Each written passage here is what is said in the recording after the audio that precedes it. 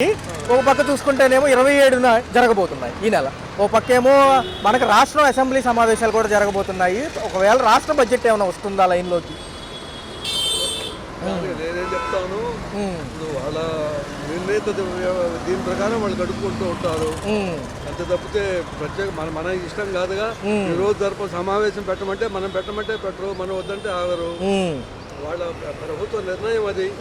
ఎలా ఉన్నాయి సార్ ధరలు? నిత్యావసర సరుకుల ధరల కాడి నుంచి చూసుకుంటే మిగతా కరెంట్ ఛార్జీలు కానివ్వండి, రోడ్ల వ్యవస్థలు ఎలా అనిపిస్తుంది? పెరిగిన మాట వాస్తవమే, ప్రజల్లో కూడా చాలా తప్పు ఉన్నది. ప్రజల్లో ఓట్లకు డబ్బులు తీసుకుని ఓటేసారంటే ఏం చెప్పాలి ప్రజలను? మనం కాస్త తప్పు అవకాశం ఇస్తే వాళ్ళు ప్రస్తుతం ఇంకా కోట్లు వచ్చేస్తున్నారు. ప్రజల్లో ఎప్పుడైతే మార్పు వస్తుందో ప్రజలు ధరలు పెరగడానికి కూడా ప్రజలే కారణం. ఎలా అనిపిస్తుంది సార్ చూస్తే 8 months ఒక పక్క కేంద్రం సపోర్టు, కూటమి ప్రభుత్వం కదా. బంగాళాఖాతంలోకి అవతల పార్టీని వేసాము, వేయాల్సిన పార్టీని వేసేసాము. తర్వాత ఇది అంతకన్నా బెటరు, అంతకన్నా వరస్ట్ జరగదు కదా ప్రపంచంలో. ఇంకా ఎప్పటికీ అంత ఇది రాదు. 6 పథకాలు అమలు వైపు వెళ్తే రాష్ట్ర ఖజానా లోటులోకి వెళ్తుందా? తప్పకుండా వెళ్తుంది. కానీ వీళ్ళు అనవసరమైన వాగ్దానాలు చాలా చేశారు. నాకు నేనుగా చంద్రబాబు నాయుడుకి ఎలక్షన్ ముందు లెటర్ రాశారు, ఫ్రీ బస్సు పెట్టద్దు, 50 ఆడవాళ్ళకి 50% కన్సెషన్ పెట్టండి. ఏది ఆర్డినరీ బస్సులో రాయితీలు, ఎక్స్ప్రెస్ బస్సులో 40% కన్సెషన్ పెట్టండి, 5 బస్సులకి 30% కన్సెషన్ పెట్టండి, పూర్తి ఫ్రీ వద్దు అని చంద్రబాబు నాయుడుకి ఎలక్షన్కి 6 నెలల ముందే లెటర్ రాశాను నేనుగానే. లోకేష్ గారి పనితీరు చూసుకుంటే రెడ్ బుక్ రాజ్యాంగం అమలు అవుతుంది. నిన్న వల్లభనేని వంశీ గారి అరెస్టు ఎలా అనిపించింది? నేరం చేసిన వాడు ఎవరైనా వెళ్లాల్సిందే. నేరం చేసిన మనిషి ఆ మనిషి ఈ మనిషిని పేరు అక్కర్లా. నేరం చేసిన మనిషి తప్పుకోవాలా? 10 సంవత్సరాల నుంచి కోర్టుకు అటెండ్ అవ్వని ఆయన పార్టీలో నడిపేందుకు అర్హత ఉందా? తన కేసులు ఎక్కి ఇప్పుడు నాకు ప్రతిపక్ష హోదా కావాలని కోర్టుకు వేశాడు. నా మీద ఉన్న కేసులు శీఘ్రంగా విచారించడం ఇలా ఎలా ఉంటుంది సార్? మరి చూస్తే భవిష్యత్తు అంతా మనకి మంచిదేనంటారా? 4 ఏళ్ళు ఈ ప్రభుత్వంలో ఉద్యోగ కల్పనతో పాటు అభివృద్ధి ఖచ్చితంగా చూస్తామంటున్నారు. సంక్షేమానికి అర్హులకి ఇస్తాము, కొంచెం సమయం అడుగుతున్నారు.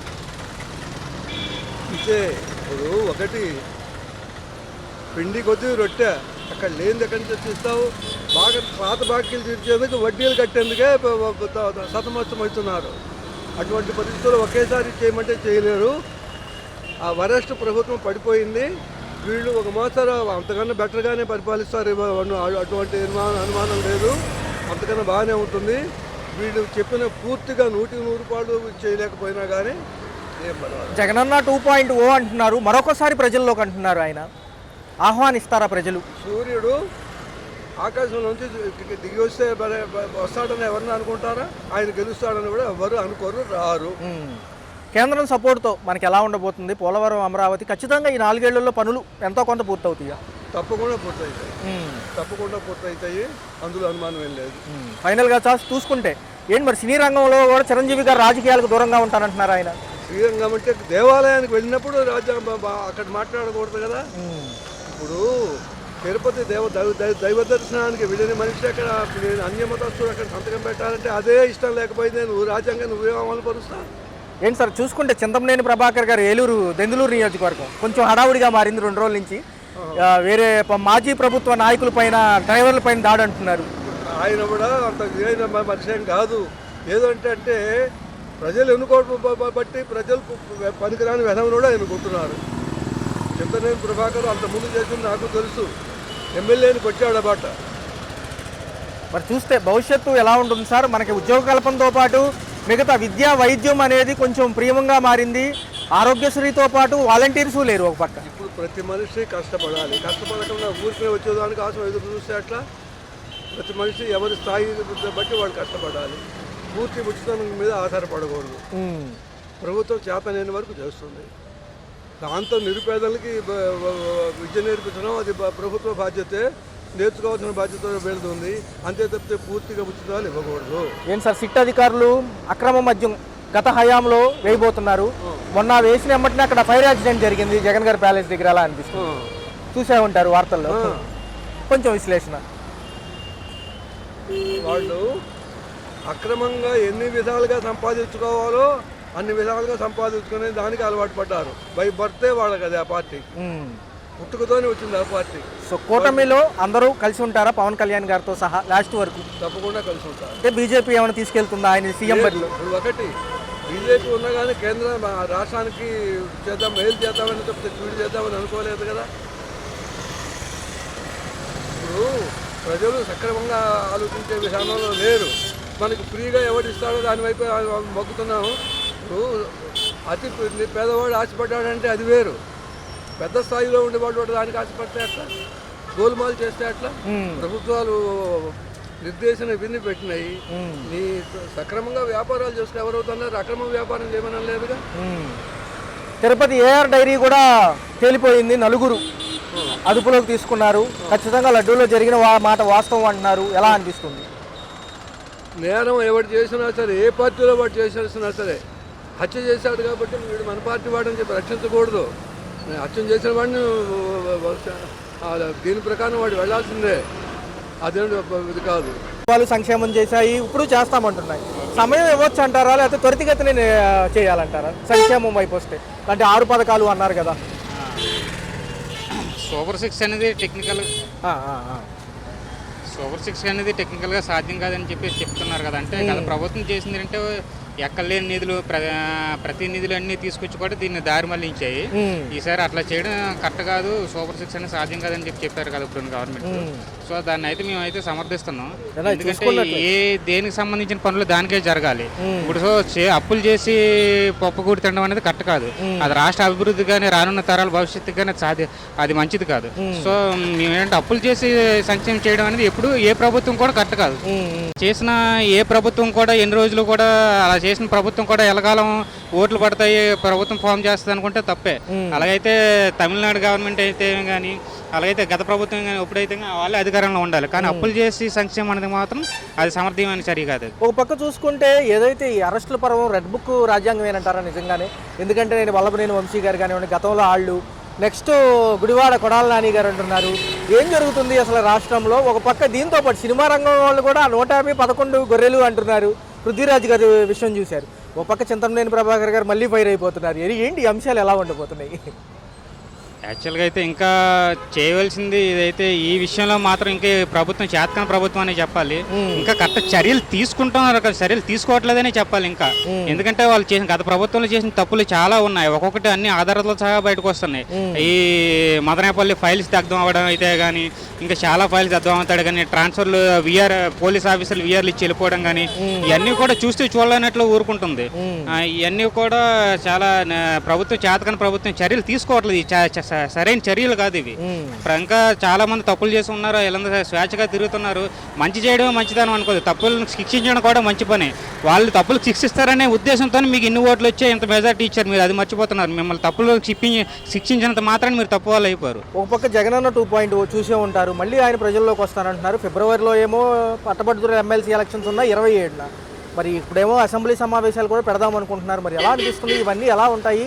రాష్ట్ర బడ్జెట్ ఏమైనా రివీల్ అవుతుందా? అది మరి చూడాలి. కాకపోతే ఈ జగన్ 2.0 అనేది చెప్పేసి పెద్దది కామెడీ మాత్రమే. 2.0 కాదు, 3.0 కాదు, ఎన్ని సిరీస్లో వచ్చినా మాత్రం జగనే కదా. సో ఇవన్నీ కూడా అసలు వైసీపీ పార్టీ అనేది ఒక పనికిమాలిన పార్టీ. ఇంక ఇవన్నీ కూడా వేస్ట్. పవన్ కళ్యాణ్ గారు కొంచెం సైలెంట్ అయ్యారు. మరి ఏంటి సార్, కిరణ్ రాయల్ గారి విషయంలో ఏదన్నా తేలుతుందంటారా, లేకపోతే రెగ్యులర్గా పక్కన పెడతారా క్రమశిక్షణ చర్యలు? ఎందుకంటే టీవీ ముఖంగా వీడియోలు కూడా చూస్తున్నారు కదా జనం. కిరణ్ రాయల్ తిరుపతి ఇన్ఛార్జ్, ఆయన కొంచెం మహిళలతో అసభ్యంగా చేయడం వల్ల సార్కేమో ఒంట్లో బాగోక హాస్పిటలైజ్డ్ అయ్యారు. లేదు, దీని మీద చర్యలు అయితే మాత్రం కంపల్సరీగా ఆల్రెడీ జనసేన పార్టీ ఆయన్ని సస్పెండ్ చేసింది కూడా చూసాం కదా. కంపల్సరీ దీని చర్యలు తీసుకుంటారు. చర్యలు తీసుకోవాలని కూడా ప్రతి జనసేన కార్యకర్త చూస్తున్నారు. భవిష్యత్తు ఎలా ఉంటుంది? కూటమిలో భాగంగా పవన్ కళ్యాణ్ గారు బీజేపీ బరిలో నుంచి సీఎం పోటీ చేస్తారా? ఫ్యూచర్లో జమిలీ ఎన్నికల మధ్యలో వస్తే 2027లో కమిటీ ఆమోదిస్తే ఏదన్నా మార్పులు చేర్పులు ఉంటాయా? ఇది మాత్రం వేచి చూడాలి. ఎందుకంటే రాజకీయ పరిణామాలు అది సమయానుస్ఫూర్తిగా మారుతూ ఉంటాయి. సో ఆ సమయానికి వచ్చే పరిస్థితులను బట్టి చూడాలి. పెరిగిన లిక్కర్ రేట్లు ఎలా అనిపిస్తున్నాయి? మొన్న ఖజానాలో డబ్బులు లేవు కాబట్టి మరొక అంశంగా పెంచుతున్నారు. దీంతో పాటు స్మార్ట్ మీటర్లు వస్తున్నాయి, రీఛార్జ్ అంటున్నారు. పైలట్ ప్రాజెక్ట్ కింద వ్యాపార సముదాయాలకి ఇన్స్టాల్ చేస్తున్నారు. ఎలా అనిపిస్తుంది? ఇది మరి వేసి చూడాలి. దీని మీద కూడా ఇంకా కామెంట్ చేయలేము. పూర్తిగా తెలుసుకోకుండా కామెంట్ చేయడం సవ్వ కాదని చెప్పి అనిపిస్తుంది. తల్లికి వందనం, విద్యా దీవెన, వసతి దీవెన ఉగాది తర్వాత నుంచి అంటున్నారు.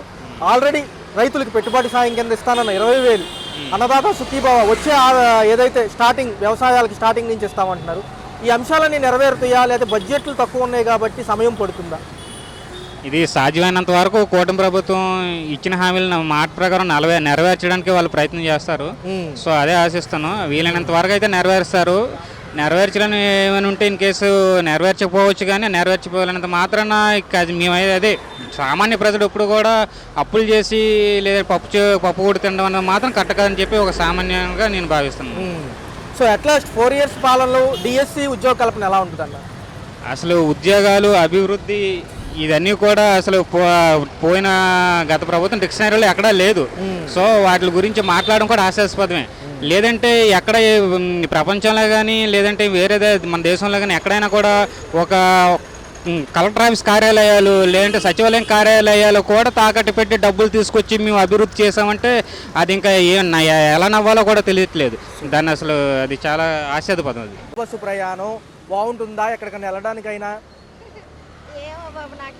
ఒక నిమిషం. అయితే ఏమంటున్నారంటే పథకాలు ఇవ్వడానికి కొంచెం సమయం పట్టినా ఇస్తాము అంటున్నారు. మీకు ప్రస్తుతం ఏమొస్తున్నాయి? గ్యాస్ బండ్లు మాకు రైల్వే జాబ్ అసలు ఏమీ ఉచితంగా రైల్వే జాబ్ కదా, కనీసం ఒక కార్డు కూడా లేదు. అయ్యో అంటే మామూలుగా సబ్సిడీలో గ్యాస్ బండ్ ఇచ్చేవాళ్ళు ఇక్కడికి లేవు. మాది రైల్వే జాబ్ కాబట్టి అసలు ఏమీ రైల్వే వాళ్ళు ఇస్తారు ఏదైనా. ఓకే, రేషన్ కార్డులు కూడా ఉండవు మీకు? ఏమీ లేదు బాబు. ఓకే, అయితే ఒక పక్కేమో ధరలు పెరిగాయి అలా అనిపిస్తున్నాయి. అంటే గతంలో కొంచెం ఎక్కువ ఖర్చులు అయినాయి కదా, ఇప్పుడు ఎలా ఉంది? అంటే మంత్లీ మనం ఇంత పెట్టుకుంటాం కదా నెల అన్ని పెంచేశారు, నూనె రేట్లు అన్ని పెరిగిపోయినాయి. మరి ఒక పక్క చూసుకుంటేనేమో ఈ ఉగాది తర్వాత మహిళలకి ఏదైతే 18 ఏళ్ళు దాటిన వాళ్ళకి 1500 ఇస్తామన్నారు కదా, అది కూడా ఇస్తారంట. బాగుంటుందా? బాగానే ఉంటుంది మరి, ఇస్తే మంచిదే కదా. అంటే గతంలో ఆ పథకాలు ఇచ్చేవాళ్ళు 9 పథకాలు, అప్పుడేం జగన్ గారు ఉన్నారు, ఇప్పుడేం బాబు గారు కదా. ఎవరు వచ్చినా పథకాలు కామను. అంటే లేట్ అవుతుంది అంటున్నారు, కొంచెం ఆగొచ్చు అంటారా? లేకపోతే ఆగొచ్చు, మరి వాళ్ళకి ఇబ్బందులు ఉంటాయి కదా బాబు. కొత్త ప్రభుత్వం వచ్చింది కాబట్టి కొంచెం వాళ్ళు ఎన్ని సర్దుకొని అప్పుడు మనకి ఇస్తారు. ఆగడమే మంచిది. అయితే ఒక పక్క ఏంటంటే రోడ్లు, కరెంటు బిల్లులు ఇవన్నీ కూడా లైన్ చేస్తున్నాం అంటున్నారు. ఈసారి పెంచమన్నారు కానీ కొంచెం డబ్బులు లేవంట ప్రభుత్వంలో, అందుకని పెంచుతున్నాం అంటున్నారు. మంచిదేనా? వాళ్ళ ఇష్టం, మనం ఏం చేస్తాం. ప్రభుత్వం ఏదంటే మనం అదే అనాలి, దాన్ని కాదనలేం కదా. మరి పైన కేంద్రం ఉంది కాబట్టి మేము ఎప్పటి నుంచో వింటా ఉంటాం పోలవరం, అమరావతి అని. అవుతాయా బాగానే సార్? బాగానే చేస్తారు చంద్రబాబు గారు. ఇదివరకు ఎలాగో ఇప్పుడు అలా. మళ్ళీ జగన్ గారు ప్రజల్లోకి వస్తామంటున్నారు. మామూలుగా లేట్ అవుతున్నాయి కదా పథకాలు, మళ్ళీ ఆహ్వానిస్తారా ప్రజలు? ఏమో బాబు, నాకేం తెలుసు, వాళ్ళ ఇష్టం, మనం చెప్పలేం కదా. నా ఒక్కదాని అభిప్రాయం కాదుగా, అందరూ వాళ్ళకి ఏది నచ్చితే అది చేస్తారు. మరి ఎలా ఉంది? 8 నెలలు అవుతుంది వీళ్ళు వచ్చి, పర్లేదా? అంతా బాగుందా? బాగానే ఉంది, పర్వాలేదు. ఇప్పుడు మటుకు బాగానే ఉంది. ముందు అన్ని చేస్తానంటున్నారు కదా పథకాలు అయ్యి, వాళ్ళకు కూడా కొంచెం మనం టైం ఇవ్వాలి. ఈ గ్రామ సచివాలయాల్లో వాలంటీర్లు కూడా లేరు ఇప్పుడు. మరి ఏంటి, ఏమైనా ఇబ్బంది అవుతుంది? అంటే ఏమన్నా పథకాలు తమ్ములు అంటే ఏలుముద్రలు వేయించుకుంటారు కదా అవసరం అయితే. ఇంట్లోంచి బయట కరెంట్ బిల్లు కడదామని వచ్చాను. ఎలా ఉన్నాయి కరెంట్ ఛార్జీలు? కరెంట్ ఛార్జీలు ఎక్కువ పెంచేశారుగా. ఇదివరకు జగన్ గారు ఉన్నప్పుడే పెంచారు. చంద్రబాబు నాయుడు గారు ఏదో కట్టలేదు, అందుకని బిల్లులే ఒక బిల్లుకి 300 ఎక్స్ట్రా వేస్తున్నారు. ఇప్పుడు అలాగే వస్తుంది పెద్ద కరెంట్ బిల్లులు మాత్రం. సరేమా.